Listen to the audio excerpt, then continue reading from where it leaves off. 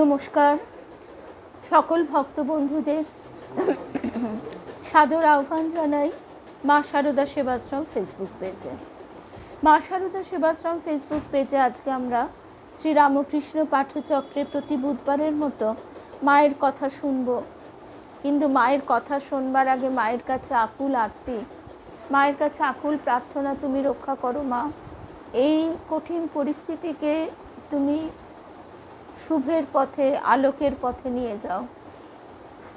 সহ্যের সীমা ছাড়িয়ে যাচ্ছে, মানুষের আরতি, মানুষের ক্রন্দন, তুমি শোনো মা, এটাই প্রার্থনা তোমার কাছে, বারবার এটাই প্রার্থনা। মা আমাদের কাছে ডাকছেন, আমরা যেন শুনতে পাই। আজকে প্রথমে মনে হয়েছিল যে আমরা এই স্মরণ করে, সত্যি কথা কালকে যখন আমরা সবাই লোকনাথ ব্রহ্মচারীর কথা শুনছিলাম, তখন প্রথম পারমিতাই বলল। সেই মুহূর্তে আমি তো অন্তত কিছুই জানতাম না। তারপরে একটা দরকারে আমাদের অনেকগুলি কাজকর্মের পর বাড়ি এসে খবরটি দেখে, আমরা যেহেতু টিভি বা নিউজ পেপার দেখি না, সেই জন্য ফোনে যতটুকু দেখা যায় দেখে স্তম্ভিত। মূল খবরটি তো পাওয়া যায়, তারপর নিউজ চ্যানেলগুলো বা নিউজ পেপার এগুলো এত মানে অতিরিক্ত, কেননা তাদেরও খেতে হয়, সবটাই বোঝবার, আমাদের বোঝবার দরকার যে তাদেরও চাকরি, তারাও যেই একটা ইস্যু পায় সেটাকে ফুলিয়ে ফাঁপিয়ে রকমারিভাবে প্রেজেন্ট করে। এবং মানুষের একটা অদ্ভুত সাইকোলজি আছে, মানুষ যেটাকে ভয় পায়, যেটা চায় না, সেটা নিয়েই বারবার থাকতে চায়, বারবার সে কথাই সে আলোচনা করে। তো স্বামী সর্বপ্রিয়ানন্দজি মহারাজ বলছেন যে আমরা সারা দিন প্রচুর আলতু ফালতু চিন্তা করি। ঠিক আলতু ফালতু কথাটা ইউজ করেনি, এত বাজে চিন্তা করি যে আমাদের মনের চূড়ান্ত বাজে খরচ হয়। আমরা সারাদিন যদি খেলা করি, কোনো গঠনমূলক খেলাধুলো নয়, এমনি দৌড়ি আন্তাবড়ি ছুটে বেড়ানো, তাতে আমাদের কি হয়, যেমন শ্রমের বাজে খরচা হয়, তারপর একটা গঠনমূলক কাজ করতে গেলে আমরা ট্যাপটা দিই, তখন আমরা শ্রান্ত ক্লান্ত হয়ে পড়ি। ঠিক সেই রকম আমরাও মনকে এত রকমভাবে চিন্তা করবার তার যে প্রবণতা, তাকে রোধ করি না। সেই কারণে আমরা নানাভাবে ভীত হই, সন্ত্রস্ত হই, হতাশ হই, অথচ এগুলির নিট ফল জিরো।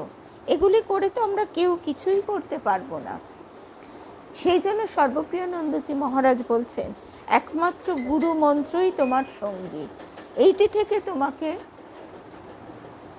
এইটির মধ্যে তোমাকে প্রবেশ করতেই হবে, একমাত্র এই মন্ত্রটিকে সম্বল করে।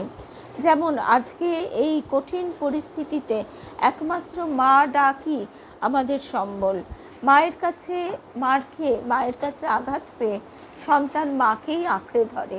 ঠিক তেমনি আজকের এই দুর্বিষহ পরিস্থিতিতে আমাদেরও কিন্তু সেই একই অবস্থা। আজকে আমাকে মধুরিমাদিও বলেছিল যে আজকে কি পাঠ স্থগিত রাখবে। ভাবা যাচ্ছে না, আজকে আমাদের প্রতিদিনের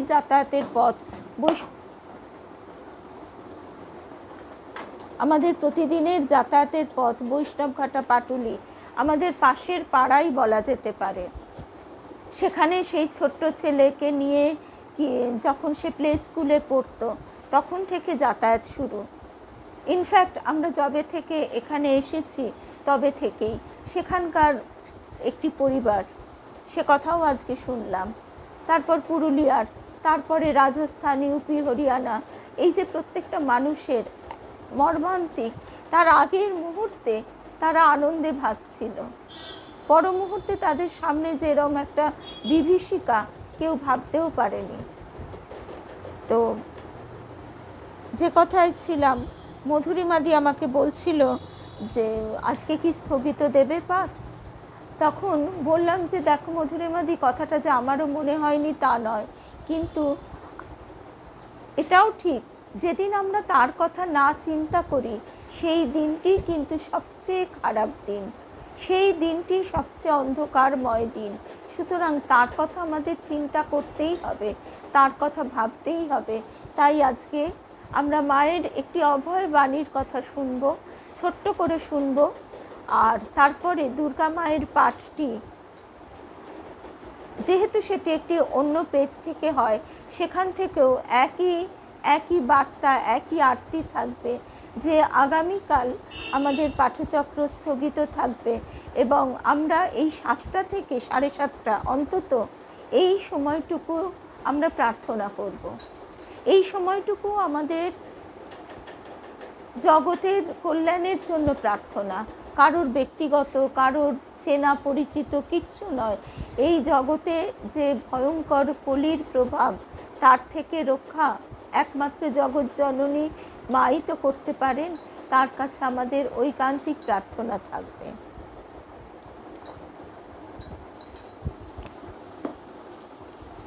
স্বামী সর্বপ্রিয়ানন্দজি মহারাজ বলছেন, প্রকৃত বন্ধু হলো একমাত্র গুরু প্রদত্ত মন্ত্র। অস্থির সময়ে সব কিছুই যেন অস্থির ও টালমাটাল।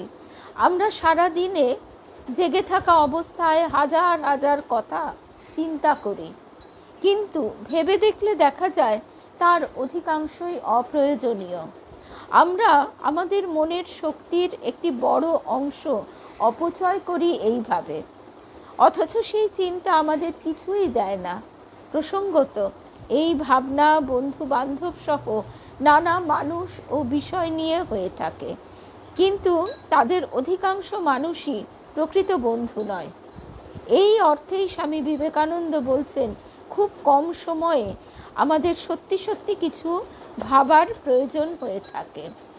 তিনি সকলকে ভাবতে বলেছেন, মন্ত্রের থেকেও কি ওই ভাবনাগুলি বেশি গুরুত্বপূর্ণ? তিনি সকলকে ভাবতে বলেছেন, মন্ত্রের থেকেও কি ওই ভাবনাগুলি বেশি গুরুত্বপূর্ণ? অর্থাৎ আমরা ভবিষ্যৎ চিন্তা করছি, আমরা দুঃখ দুর্দশার কথা চিন্তা করছি, আমরা এমনি আবোল তাবোল কত কিছু চিন্তা করছি। এখানে মন্ত্র জীবনের লক্ষ্য স্বরূপ। একটু তলিয়ে ভাবলে দেখা যাবে মন্ত্রের থেকে বেশি গুরুত্ব প্রায় কোনো ভাবনারই নেই। বলছেন স্বামী সর্বপ্রিয়ানন্দজি মহারাজ, মন্ত্রই শেষ পর্যন্ত আমাদের অবিচ্ছিন্ন আনন্দ ও শান্তি এনে দেয়, আমাদের ভালো রাখে। আজকে যে কোনো কারণে হোক একটি কমেন্টও কিন্তু দেখা যাচ্ছে না। সকল ভক্ত বন্ধুদের শুভ সন্ধ্যা জানাই। ঠাকুর মায়ের শ্রীচরণে সাষ্টাঙ্গ প্রণাম নিবেদন করে, শ্রী গুরুকে স্মরণ করে আমরা আজকে যে মায়ের কথা শুরু করছি, মায়ের কথা, মায়ের অভয় বাণী ছোট্ট করে একটু শুনব। এই যে একটা অস্থির সময়, টালমাটাল পরিস্থিতি, এখানে একমাত্র মাই ভরসা। আর কমেন্টগুলো যেহেতু দেখতে পাচ্ছি না, তাই এখানে যতদূর সম্ভব ছোট্ট করে কল্যাণীদি, রিমা, কেয়া, এই কজনকেই বুঝতে পারছি, আর কাউকেই বুঝতে পারছি না। তো আমরা তাহলে আজকের প্রসঙ্গে আসি। আর আগামীকালের জন্য বলাই রইল, আমরা এই পাঠের সময় 7টা থেকে 7:30 এই সময়টুকু আমরা জগতের কল্যাণের জন্য মায়ের কাছে প্রার্থনা রাখব, তাদের আত্মার শান্তির জন্য মায়ের কাছে প্রার্থনা রাখব। মা, আমার উপায় কি হবে? আমি আপনার কাছে এই পবিত্র মন্দিরে প্রবেশ করবার যোগ্য নই। এই কথা আমরা শুনেছি যে মেয়েটির মুখে, সে সমাজের চোখে ব্রাত্য, সেই সমাজের চোখে পতিত, কিন্তু তাকেও মা কোলে টেনে নিয়েছেন, বুকে টেনে নিয়েছেন, বলছেন অনুতাপের আগুনে দগ্ধ হয়ে গেছ, সুতরাং আর তো কোনো চোখের জল ফেলবার জায়গা নেই।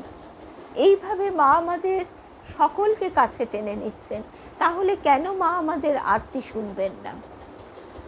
আজকে আমরা যে ঘটনাটি শুনব, সেই ঘটনাটি তাজপুরের পুণ্যবান এক বৃদ্ধ ব্যক্তি।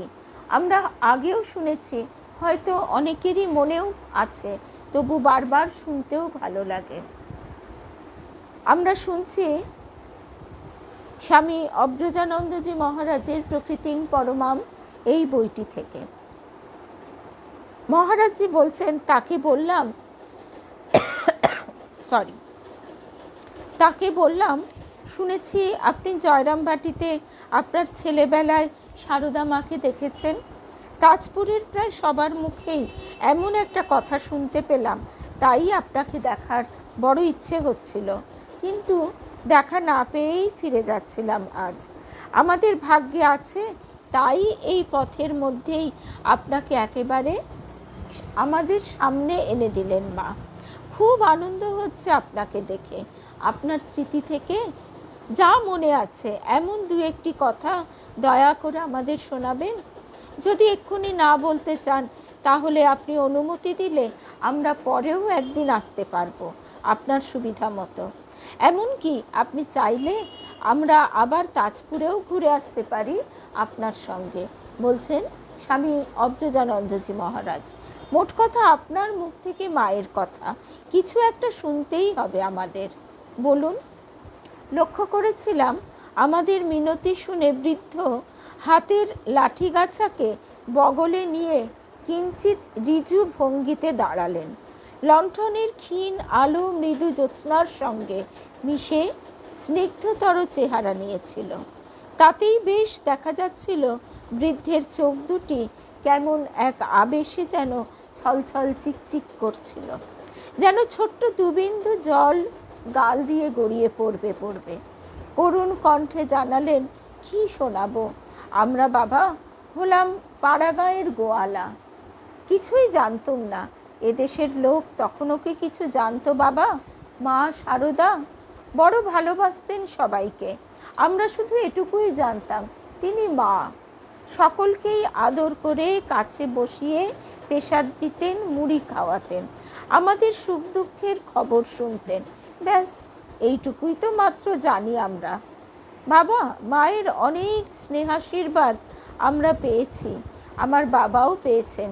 তিনি দুধ দিতেন কি না, কলকাতা থেকে মহারাজ এলেই, মানে স্বামী শারদানন্দজি, শরৎ মহারাজ, আমার বাবার ডাক পড়ত দুধের জন্যে। মা বলতেন আমিও যেতুম মায়ের বাড়িতে ঘটিতে দুধ নিয়ে। পর্দাটা মুছে দে না। আমিও যেতুম মায়ের বাড়িতে ঘটিতে দুধ নিয়ে, বাবা যখন পাঠাতেন। দুধের ঘটি খালি করেই বসে পড়তুম মায়ের দুয়ারে। মাকে পেন্নাম করতুম পা ছুঁয়ে। এই পা ছুঁয়ে কথাটি সঙ্গীতাকেও দেখতে পাচ্ছি। শুভ সন্ধ্যা সঙ্গীতা। এই পা ছুঁয়ে কথাটি যেন বিশেষ গুরুত্বপূর্ণ, কারণ সে যুগে যখন জাতের বিচার প্রবল, সেই সময়ে কোনো অব্রাহ্মণ একজন ব্রাহ্মণ বিধবার চরণ স্পর্শ করবে, এ অধিকার একেবারেই ছিল না। তাই বিশেষ করে বলছেন, আমরা পেন্নাম করতুম পা ছুঁয়ে। মুড়ি দিতেন, বাড়ির কথা জিজ্ঞেস করতেন, চলে আসতুম। বড় মিষ্টি কথা ছিল মায়ের, তাই ঘরে ফিরেও ভোলা যেত না তাকে। ভাবতুম কবে আবার যাব, কবে দেখবো আবার। এই তো বাবা আমার সব কথা বললুম, মুখ্য আমি, আর তো কিছু মনেই নেই। তবে হ্যাঁ বাবা, মায়ের মূর্তিখানি ভুলিনি এখনো অবধি। এই কথাটি আজকে বারবার মনে হচ্ছে যে মাগো, যে কোনো পরিস্থিতিতে, যে কোনো অবস্থায় তোমাকে যেন না ভুলে যাই। তুমি ভুলিয়ে দিও না মহামায়া, তুমি মা, তুমি মহামায়া। সুতরাং তুমি যদি ভুলিয়ে দাও, আমার ক্ষমতা কি আমি তোমায় মনে রাখতে পারি? রূপা ভট্টাচার্য।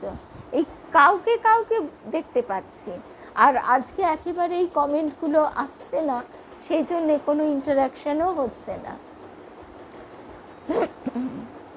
তবে হ্যাঁ বাবা, মায়ের মূর্তিখানি ভুলিনি এখনো অবধি। কে তিনি, কোথা থেকে এসেছিলেন, কোথায় বা গেলেন আবার, কিছুই জানি না। জানি তিনি আমাদের খুব ভালোবাসতেন। সংসারে মা বাপও তেমনটি সন্তানকে ভালোবাসতে পারে না। বৃদ্ধ এ পর্যন্ত বলেই কেমন যেন একটু আনমনা হয়ে পড়ছিলেন।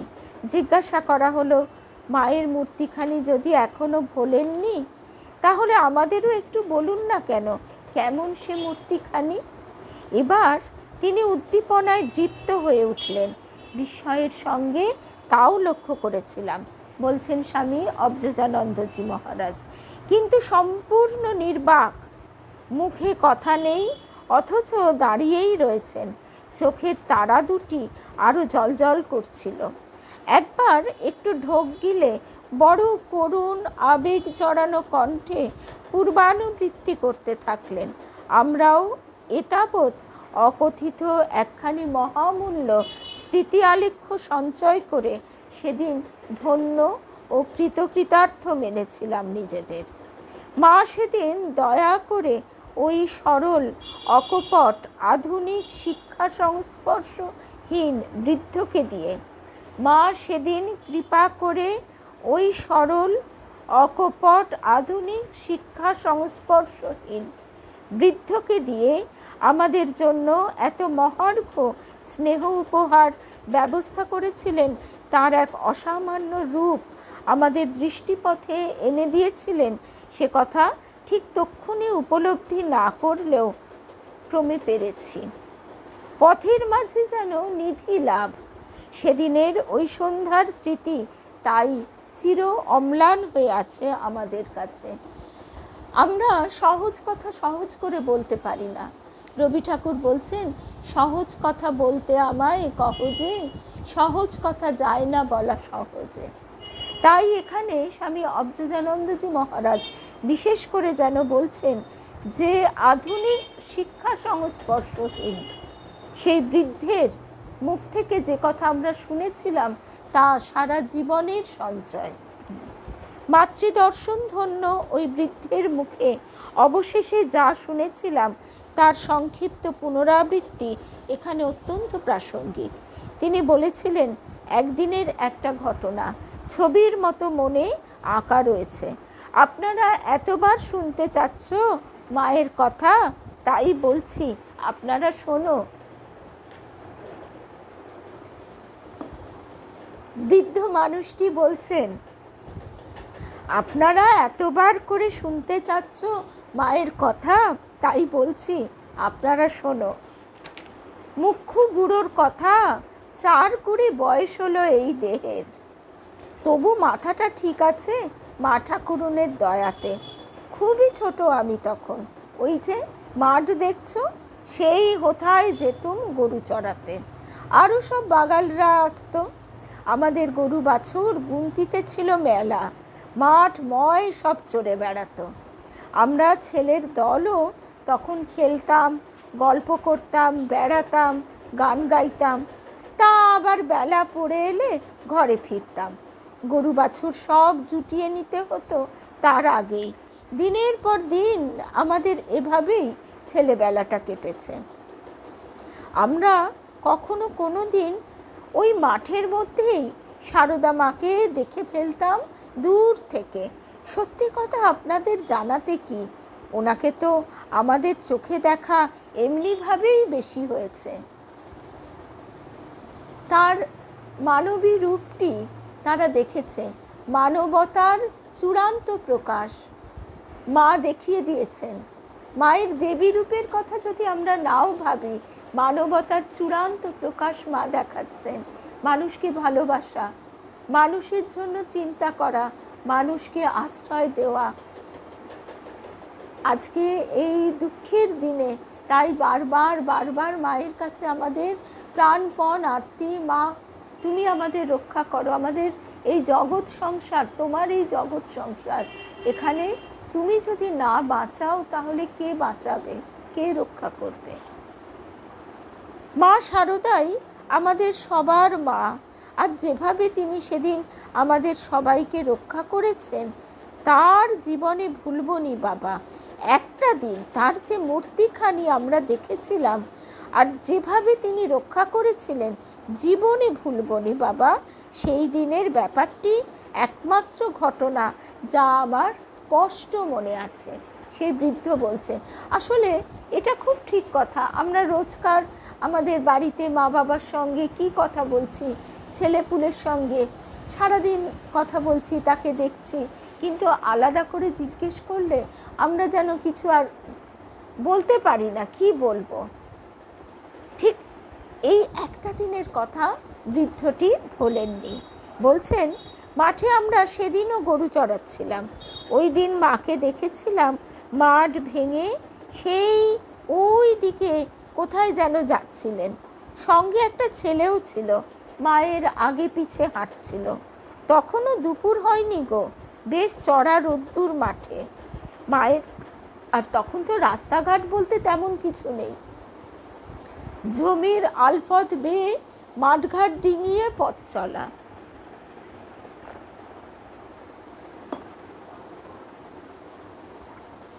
বেশ চড়া রোদ্দুর মাঠে মায়ের মাথায় কাপড় ঠিক যেন লক্ষ্মী ঠাকুরুনটি। মায়ের সঙ্গে কিছু না কিছু পেশাদ মিষ্টি টিষ্টি থাকতো। আমরা যেই তার কাছে গিয়ে পড়তুম অমনি হাত পাততুম পেশাদের জন্য। মাও তক্ষুনি হাত ভরে ভরে পেশাদ দিতেন। ওতেই খুশি হয়ে নাচতে নাচতে চলে যেত।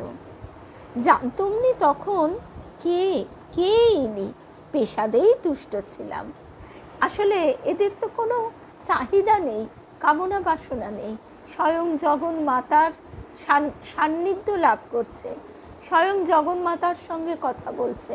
সেখানে কোনো দূরত্ব নেই, কোনো এই যে আমাদের আভিজাত্য, শিক্ষার আভিজাত্য, তারপরে শহরে থাকা শিক্ষা, কত রকমের কুল মান বংশ, কত রকমের আবরণ আভিজাত্য, এগুলি তো নেই।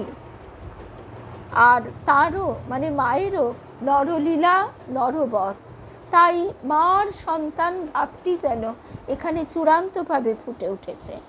তা ঠিক সেই দিনই বেলা পড়ে আসতেই আকাশ জুড়ে মেঘ দেখা দিচ্ছিল। আজকে কেন মনে হচ্ছে বারবার এই ঘটনাটি যেন রূপকের মতো। আকাশ জুড়ে মেঘ দেখা দিচ্ছিল। বোধহয় চৈত্র বৈশাখ মাস ছিল তখন। মোট কথা ঝড়ের মাস সেটা। ঘন ঘটা করে মেঘ যেমন ছেয়ে ফেললো, একেবারে অন্ধকার হয়ে গেল পৃথিবীটা। বাতাসও ছুটতে শুরু করলো ওই অন্ধকার মেঘের সঙ্গে। ধুলোর দাপটে আমাদের গরু বাছুর সব ভয় পেয়ে দৌড়দৌড়ি আরম্ভ করেছে। আমরা তখন ওই ঝড়ের মধ্যে নাজেহাল হয়ে পড়েছিলাম। নিজেদের সামলাবো কি গরু বাছুর সামলাবো, কি আশ্চর্য! উড়ি মধ্যে দেখি মা এসে উপস্থিত আমাদের ঠিক মধ্যিখানটিতে। পীর্তিমার মতো শান্ত লক্ষ্মী পীর্তিমা যেন। ঝড় বাতাসে পেরলয় শুরু হয়ে গেছে ততক্ষণে। স্বামী অবধূতানন্দজি মহারাজ লিখছেন, কিন্তু তার শুদ্ধ ভাষার মধ্যেও তিনি সেই বৃদ্ধের মুখের কথাগুলি এখানে তুলে ধরেছেন। উড়ি মধ্যে দেখে মা এসে উপস্থিত আমাদের ঠিক মধ্যিখানটিতে। ঝড় বাতাসে পেরলয় শুরু হয়ে গেছে ততক্ষণে। মা শান্ত একখানা লক্ষ্মী পীর্তিমার মতো একটা বড় বটগাছের তলায় দাঁড়িয়ে। আমরা সবাই এদিক ওদিক ছুটছিলাম। তিনি আমাদের সবাইকে আয় আয় আয়, ভয় নেই ভয় নেই বলে ওই গাছের তলায় ডেকে নিলেন। অতগুলি ছেলে আমরা মায়ের গা ঘেঁষে ঠায় দাঁড়িয়ে পড়লাম। আর বলবো কি বাবা, আমাদের গরু বাছুরগুলো মায়ের ডাক শুনে দলে দলে ওই গাছের তলাটিতে এসে আশ্রয় নিল। মা ডাকছেন, আয় আয়, ভয় নেই। আমরা যেমন ওই ডাকে ছুটে এসে তার আঁচল তলে আশ্রয় পেয়েছিলাম, আমাদের গরু বাছুরও তেমনি মায়ের পদতলে অভয় আশ্রয় পেয়ে সেদিন বেঁচেছিল।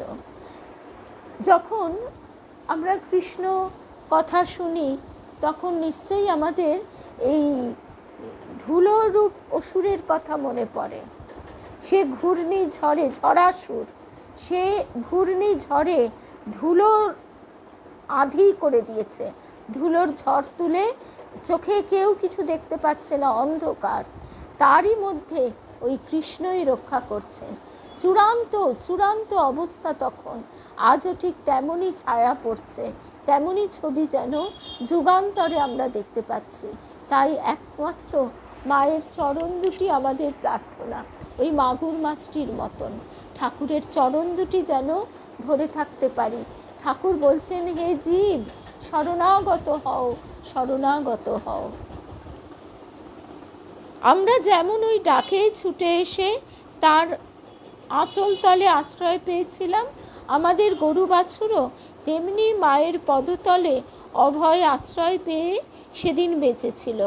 এর মধ্যেই আরম্ভ হয়ে গেল প্রচণ্ড শিলাবৃষ্টি আর বজ্রপাত।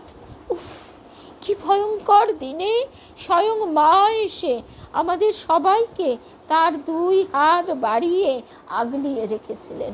সারা দিন এই কথাটাই মনে পড়েছে, এই ঘটনাটাই মনে পড়েছে। তাই আজকে নয়, আগামীকাল আমরা এই সময়টুকু মায়ের কাছে প্রার্থনা করব, রক্ষা করো মা, রক্ষা করো। প্রচণ্ড শিলাবৃষ্টি আর বজ্রপাত, উফ, কি ভয়ঙ্কর দিনে স্বয়ং মা এসে আমাদের সবাইকে তার দুই হাত বাড়িয়ে আগলিয়ে রেখেছিলেন। সে কথা কেমন করে বুঝাবো বলো বাবা? এখনো কানে শুনি সেই মিষ্টি ডাক, আয় আয়, ভয় নেই। আপনারা জয়রামবাটি থেকে এত দূরে এই রাত্রির বেলায় এসেছো দুটো মায়ের কথা জানতে। আমি তো কিছুই জানি না বাবা, সেই ছেলেবেলার দেখাশুনো, তখন বুঝি বা কি, তাই আর কিছু বলতে পারবো নি বাবু।